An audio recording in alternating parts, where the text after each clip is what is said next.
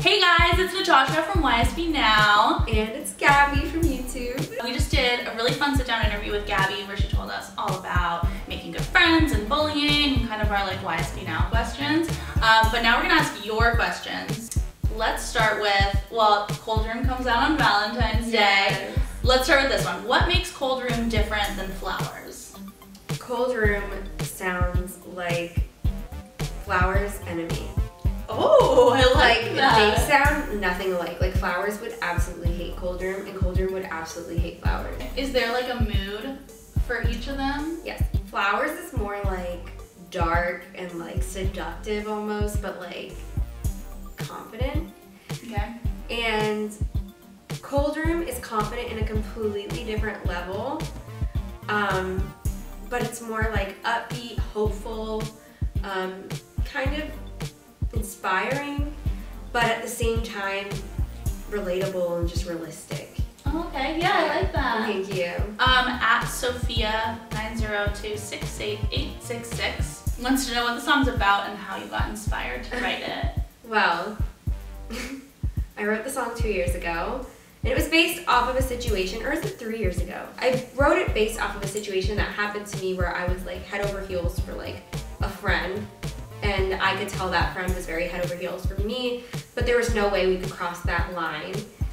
And we never did, and I'm glad we didn't because we're still friends. And I'm so happy and in love with my boyfriend. But this person, it's like all of our friends thought we had a thing. Like they would always consider it like, oh yeah, they're a thing. But we would never.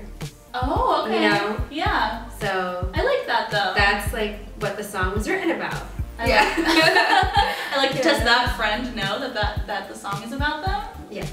Okay. At Fancy Baby wants to know what are your tips for starting a new YouTube channel? My advice is post often because someone is gonna find your video and show their friend and then show another friend and then show another friend. It's always being consistent and posting a lot, because if you don't post a lot, you're not giving anyone really an option, or you're not really giving yourself the chance to have it like be discovered. Because if you're just posting one video a week, or like, I mean that's still often for beginning, but if you're only posting every so often, it gives you less and less of a chance of like people seeing you or seeing it or liking it. So just post often and be consistent.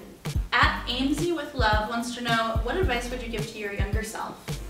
My advice would be don't date an 18-year-old guy when you're 15. It really ruined like my teen years. Like, those are such different. I was with him for 5 years. Oh my god. So you started 15 years. 15 to 20.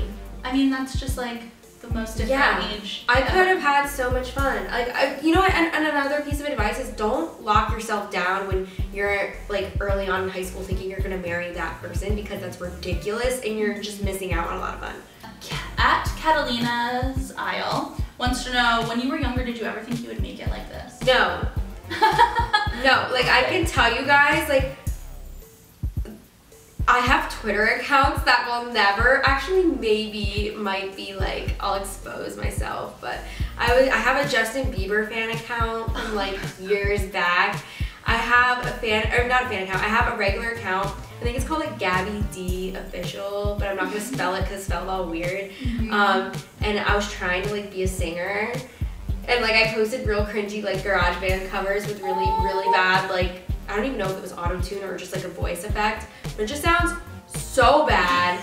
And I've had multiple YouTube channels like in the past, like on YouTube, that are probably just still sitting there with some like cringy old videos I didn't take down. So I might just expose myself in a video because there's so much of that stuff. Like I remember looking like up on the internet like how to become a famous singer like when I was like 8. So lastly, let's tease Cold Room a little bit more. If you were to describe it in 3 words, how would you describe it? Hopeful, synth pop. Okay. And Lady Gaga inspired. Oh, I like that. Yeah. And I noticed that you posted something that was like, you guys thought it was a slow song. Yeah, ha, you thought.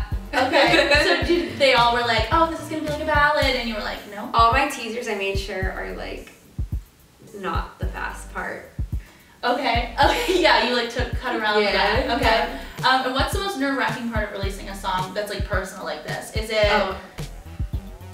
I'm so scared. Are you? Because it's one of my favorite songs I've ever written, so it's gonna crush me if no one likes it. It's Well, going to crush me. I don't think it. I'm pretty sure people will like it. It's my favorite song I've ever written. That's so cool. Yeah, and I've written almost all Nikki and Gabi songs except for Are You. Oh, wow. And some EP, but like I've written almost everything, so to see them favor another track over something like I've actually written fully, like, I mean, with other tracks that Nikki and I have released, we either get help on like the instrumental or the words, or we get help on melody, but like this is the first song that like I've written, constructed the entire thing, How long did that I take? had no help. That only took a week. Wow. Because I'm really passionate about songwriting. If I wasn't doing what I'm doing today, I'd be a songwriter. So Cool. Do you Yeah. like hole up in your room and like? it's my favorite thing to do. Yeah. It's my favorite thing to do. And when I'm lonely out here, because I don't really like get along with like a lot of people out here, I just write songs. Honestly, that's what I do when I'm like when I have like alone time. Kind of a silver lining to Yeah. being lonely out here. Yeah, it is. It's a silver lining because then I have a bunch of like recording people out here, and like I'm able to like write a song and then the next day record it somewhere. So it's very convenient actually to songwrite out here. And is it more nerve-wracking to release something that you just want all your fans to like, or the personal aspect of it? The personal aspect. Mm-hmm. Just because like when I write a song, it's like obviously coming from somewhere. Yeah. So if no one's like understanding it or vibing with it or feeling it, I just feel like weird. I'm like, oh, so I'm just different. Like, Well, it's cool to hear that somebody who puts their life online and like records a lot of it is still nervous about like releasing a personal aspect, you know? yeah, this is the most nervous I've ever been to release a song. I'm not confident, I'll say that. Mm-hmm. You should be though. Just because I wrote everything. Well, I heard the song, it's really good. Thank you so much. Thank you. And the video, let's just talk about that really quickly. You shot that in Pennsylvania. Actually, I shot it 3 days ago. Oh, you did? Yeah. What was that like? And like, how did you come up with the idea?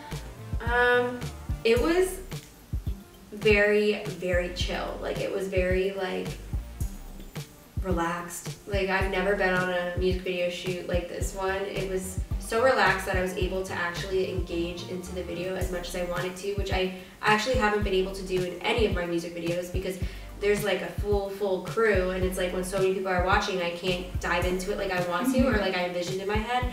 And because like I had like my friends work on this whole thing with me. Like my best friend like was a videographer, and I had a lot of them like assist with the entire project, and like because they were my friends and like it was very like limited in terms of people on set, I was able to just do what I envisioned. Yeah. And I've never been able to do that. So I think like even if like the song isn't perceived the way I want it to be perceived, I know people will definitely really enjoy the video.